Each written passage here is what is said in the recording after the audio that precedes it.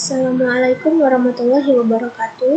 Puji syukur atas kehadiran Allah Subhanahu wa Ta'ala, karena dengan rahmat dan karunia-Nya saya dapat menyelesaikan tugas ujian tengah semester pada mata kuliah belajar dan pembelajaran ini dengan baik. Saya ingin mengucapkan terima kasih kepada Ibu Jessica Novita Rahmi, MPD, selaku dosen pengampu mata kuliah ini, atas bimbingan dan arahan yang telah diberikan. Baiklah, saya akan mulai menjelaskan jawaban dari 4 pertanyaan yang sudah diberikan oleh Ibu Jessica Novita Rahmi, MPD. Soal pertama yaitu, seorang siswa mengalami keterlambatan dalam membaca sehingga gurunya memberikan bimbingan secara rutin selesai akhir pembelajaran. Setelah beberapa bulan, siswa tersebut mampu membaca dengan fasih dan mulai bisa menghafal. Jelaskan perbedaan antara proses belajar dan pembelajaran dalam kasus tersebut serta peran guru dan siswa dalam proses pembelajarannya.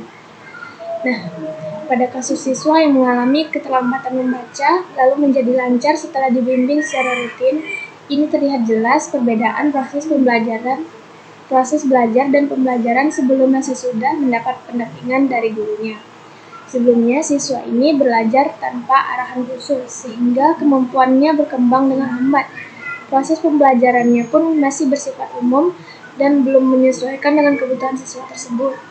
Tapi setelah guru memberikan bimbingan secara rutin, si siswa ini menjadi lebih terarah dengan belajar, lebih percaya diri, dan akhirnya mampu membaca dengan lancar. Nah, di sisi lain, guru mulai memberikan perhatian khusus dan pendekatan yang lebih sesuai, sehingga proses pembelajarannya juga menjadi lebih efektif. Peran guru di sini sebagai pembimbing sangat berpengaruh dalam perubahan tersebut, dan siswa pun menunjukkan perkembangan berkat keterlibatannya yang lebih aktif dalam belajar. Lanjut pertanyaan nomor 2. Dalam proses pembelajaran di sebuah kelas, guru menggunakan media visual, praktik langsung, diskusi kelompok, dan kuis interaktif dalam menyampaikan materi IPAS tentang sumber energi dan pemanfaatannya. Berdasarkan paparan di atas, identifikasilah jenis-jenis pembelajaran yang diterapkan oleh guru serta jelaskan prinsip pembelajaran yang tampak dalam proses tersebut. Lalu jelaskan mengapa banyaknya metode ini penting dalam proses pembelajaran. Nah, dalam proses pembelajaran yang menggunakan media visual, praktik langsung, diskusi kelompok, dan kuis interaktif, guru sebenarnya sudah menerapkan beberapa pendekatan sekaligus.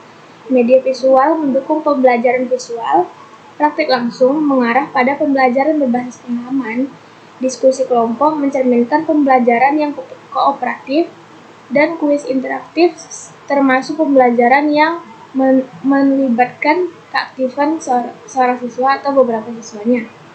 Nah, dari semua metode ini menunjukkan prinsip pembelajaran yang melibatkan keaktifan siswa, pengakuan atas perbedaan gaya belajar, dan suasana belajar yang menyenangkan serta bermakna.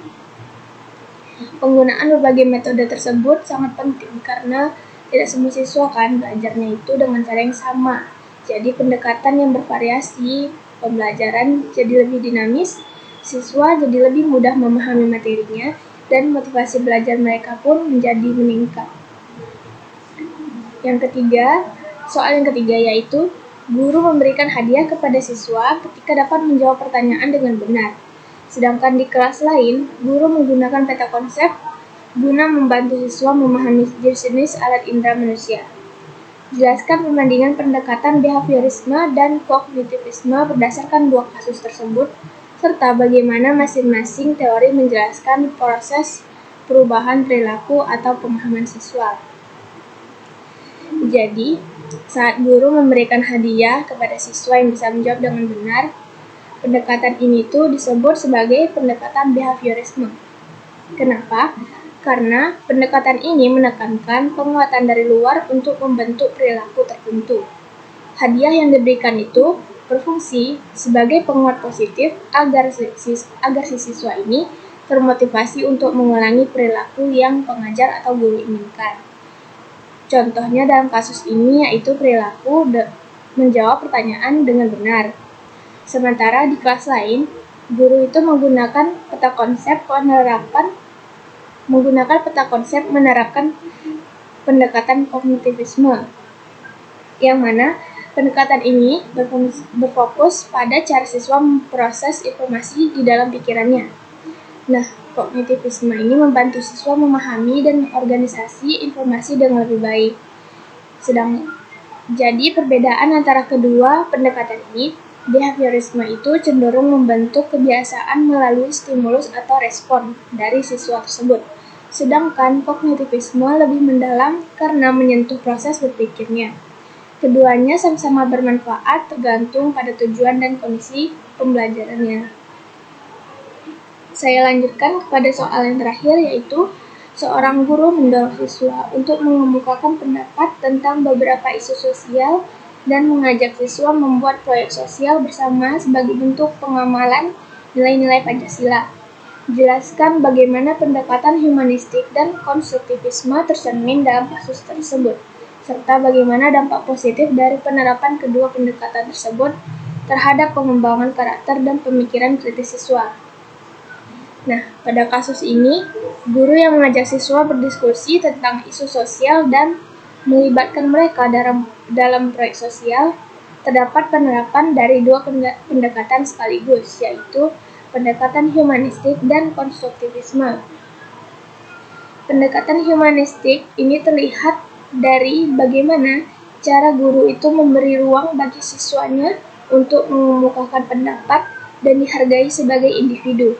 Sedangkan konstruktivisme terlihat dari keterlibatan siswa dalam proyek sosial yang memberi mereka pengalaman belajar dari lingkungan sekitarnya. Nah, penerapan dari kedua pendekatan ini berdampak positif terhadap perkembangan siswa, khususnya dalam membentuk karakter yang peduli terhadap sesama, serta kemampuan berpikir kritis dari siswa tersebut.